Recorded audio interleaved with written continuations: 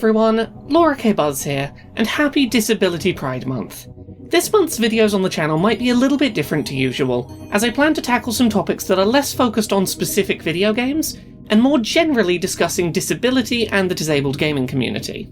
As someone who's been publishing videos about accessibility in video games on the internet every week for over 3 years now, one attitude that I constantly see posted in social media replies and comment sections is the idea that asking for improved accessibility support for disabled gamers is in some way wasting resources that could be better used in other ways.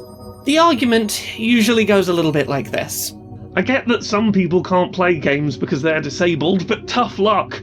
Not every game's made for everyone, and resources spent making features for a tiny number of disabled people takes away from the rest of the game and regular gamers. Why should everyone else have to play a worse game because some of the budget went on disabled people's stuff? Sometimes it's worded to be a little bit less transparently ableist than that, but the sentiment is always the same. Disabled people are, according to the comment, a tiny niche, and so our needs are unimportant and accommodating us is worsening games for everybody else. Now, there's obviously some issues with this argument that we can get out the way up front. Resources that are dedicated to accessibility are not directly correlated to resources that would otherwise have gone into other aspects of a game's development. The fact that a game offers large subtitles with speaker tags and an opaque background doesn't mean that the lead writer on the game had less money to write the game's ending. If they'd cut high contrast mode support from a game, it doesn't mean they could have tightened up the graphics on level 3. This is not how game development budgets work, and money spent accommodating disabled gamers isn't money taken directly out of other departments' pockets.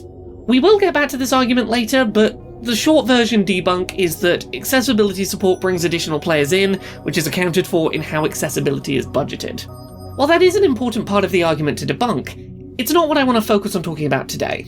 No, I want to talk about the fact that, contrary to popular gamer TM belief, disabilities are not that uncommon. Disabled gamers represent a decently large chunk of the potential game-buying public, and the older you get, the more likely it becomes that you will be disabled and will need accessibility to keep gaming.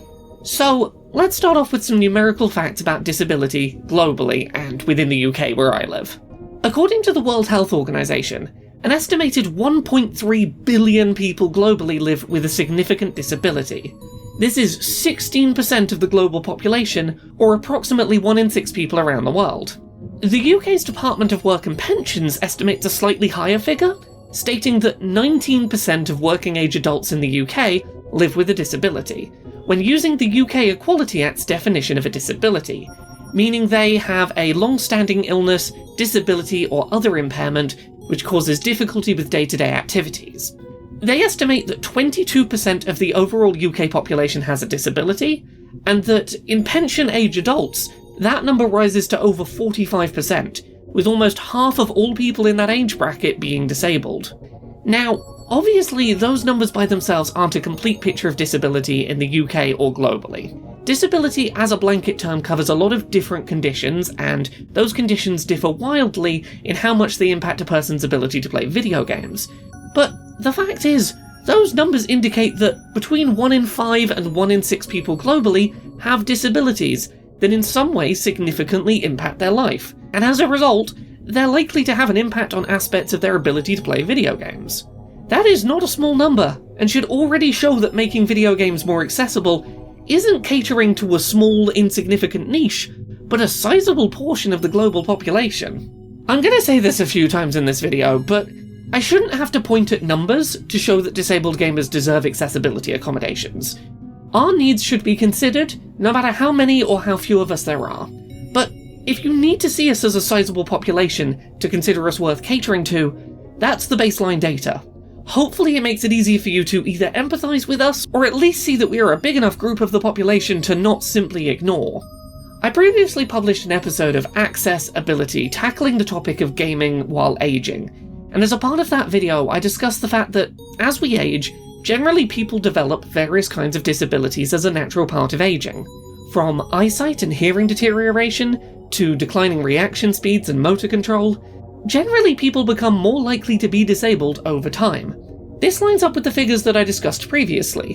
While 19% of working age adults in the UK are disabled, that percentage basically doubles by the time that you're ready to collect a pension. That isn't a sudden increase that takes place decades later, but a slow and steady increase.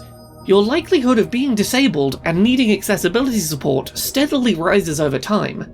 If you want to keep gaming as you age, you need to be a champion today for accessibility in gaming.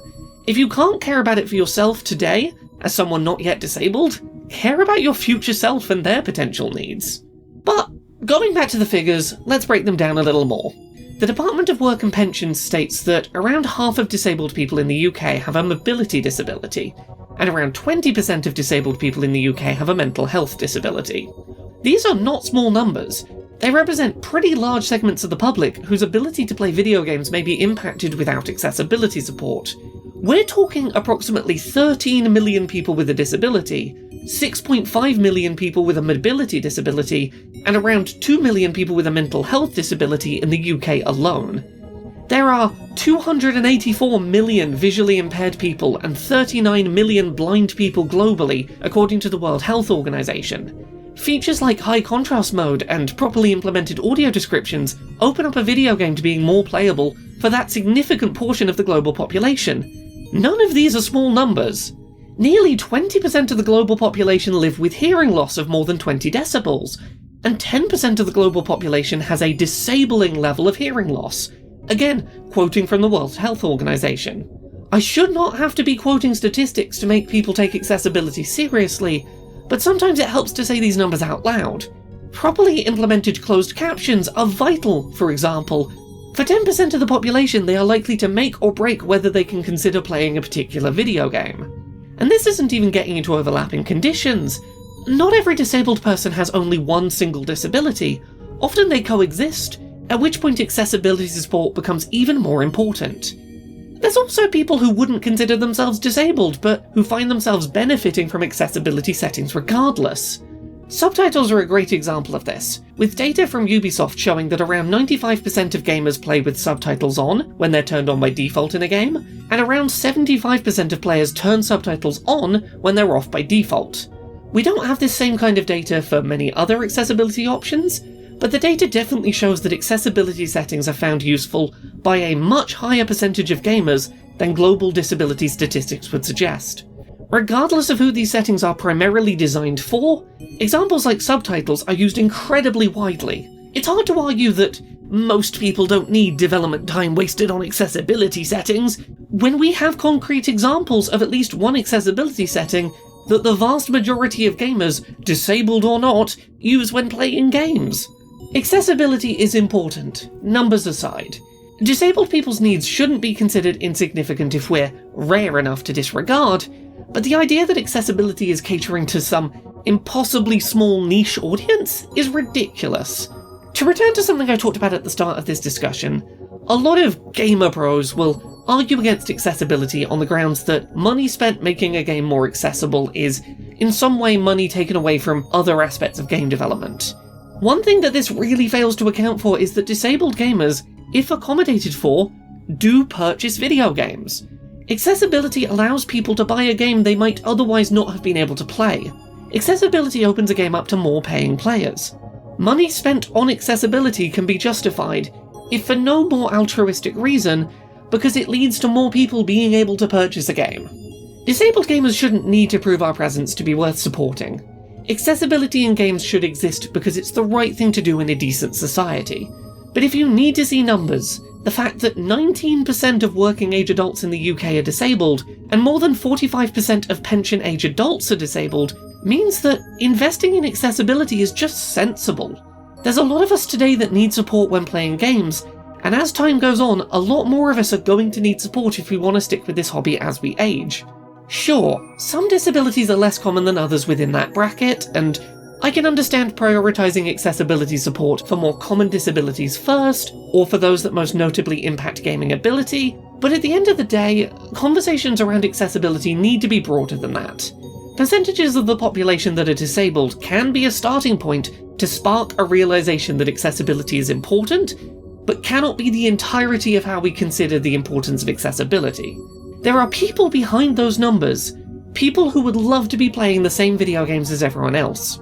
If you cannot bring yourself to support disabled gamers as individuals who'd love to engage with a hobby, or because of the statistical chance of your own eventual disability as you age, care about it because of the scale of those figures.